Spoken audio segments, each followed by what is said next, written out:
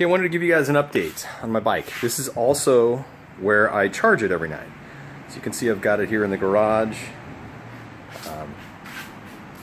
Here's the timer on the wall. So I can either manually override it or I've got it programmed currently. It's just an extra piece of tape there. I've got it set to go off at 8:30 at night, and it starts charging until I think around 4 a.m. Okay, and I can override that, which turns on this power strip, and that came with the RadPower bike. So you can see the power there. And when it's done charging, it flips to green. So you can see the one stays red. So I'm going to turn it on right now so you can see what that activated the power strip. And now that's kicking in.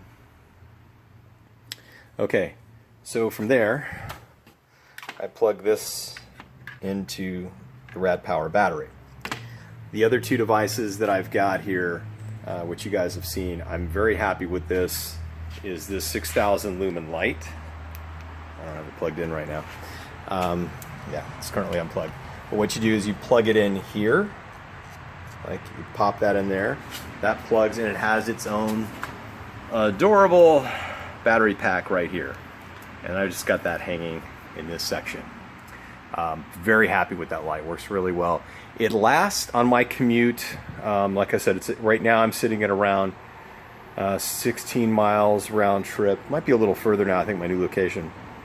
And it lasts easily 2 to 3 days, and then I have to recharge it. So I got that going on. What else? Oh yeah, that's that one. And then this guy I'm also very happy with. This one, just a regular mini USB plugged into the back of this guy, and this is about the same.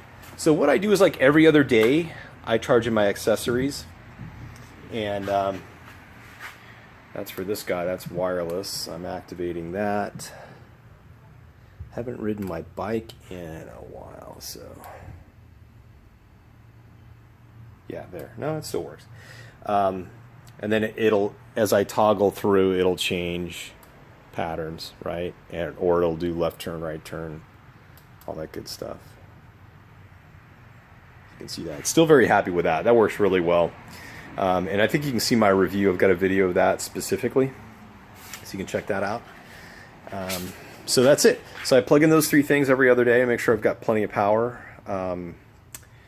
What else? Oh yeah, so the pedals. As everybody knows that's been watching, I had this where it was click, click, click. I was doing that crazy thing. So what they did is they opened it up and basically just re-greased it. They said the quality, everything was good, so no issues there. But it just needed to kind of be reset, and they had to put some new grease in there, which sounded hard to believe initially because it was making a horrible noise. But it did fix it. So good job to the RadPower bikes guys. And I had them check the, like I said, I had them check the quality. I said I don't have to deal with it again. So I mean, if it needs to be replaced, go for it. But the guys over at Jack's Bicycles in Irvine, very nice, very good. Highly recommended. They just charged me for that piece. That's all it was. The tires I'm very happy with. They're nice and quiet compared to the knobby ones they come with. You can also see my max tire review on that. Eventually I need to go back in the sand and lower the tire pressure. Right now I think there's still like around 25 PSI. I've lowered them a little bit. But for going in the sand, some people were saying to go even maybe a little lower. I guess it makes sense, right? Give it more control. And then the Mr. Tuffy liner I think works well. I didn't film it. Like I said, I was over at a friend's house. I don't even know if I can find where it is, but I ran over the broken neck of a bottle, kind of a U-shaped thing, and it just slid straight in here, opened it up like a can opener, and it was like so that Mr. Tuffy didn't stop it. I did see there's some new ones, but they're kind of pricey, so I don't know if that's any good. But it's kind of a backup pump there. I kind of have a weird hybrid of Schrader and Presta because of that last event. So I've got a Schrader valve here and a Presta in the front. Really doesn't matter so much.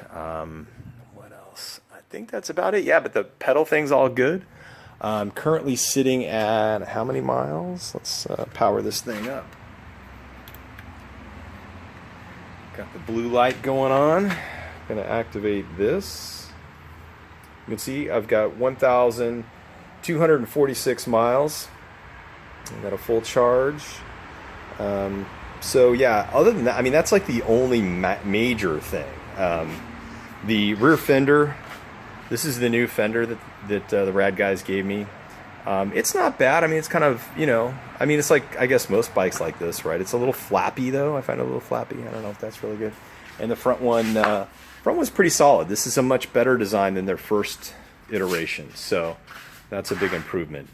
The front light, if we turn the front light on, to hold the mode and the up button at the same time, that turns that on. And that light is not turning on. So what's going on here? I don't know. This has been kind of a fail, to be honest. Oh, there we go. It's just, yeah, it's like the wiring there. It's kind of jacked up. I really don't use it. Actually, the thing I use it for, because the other thing you think about, this is pulling battery power from your main battery. The one thing I do like, though, is that this, although I've got this light on, is illuminated. So if I turn it off, there, see the difference? So I do like it for that. But the front, this light it comes with, I don't know, in my opinion, I've just had too many issues with the wiring. So that one I'm not super impressed with. It's not really bright either. So you're better off with this bad boy, or getting something similar to it. And I've got links to that where you can check it out. It'll really light up the road for you much better. And it'll flash and everything. So again, overall this has been great. I'm down to one car. So this is how I commute. I do telecommute quite a bit, so I know you've seen some probably inconsistencies with my filming. That's primarily why. Been busy, you know, not only telecommuting, but then occasionally going to work. I've got a slightly different commute coming up this week, so I'll try to film that, and then that's it. Overall, very happy. No issues whatsoever. Here, we're gonna like kill the switch here, so it's only 7:51. I'm gonna turn this off. You'll see eventually that will then go off. Boom, it lost power, right? The bike, I'm gonna turn the bike off. You can see that. Boom, clicked it off. That's off. Everything's powered off except for the back here, so you gotta click and hold. That's the only thing that's maybe a little sketchy sometimes. Like there's these buttons, and sometimes you like accidentally hit one and it kind of throws the off, so you have to click and hold it. Click and hold, and eventually it goes steady, and then it goes off. There, it's off. I haven't ridden, oh geez, life.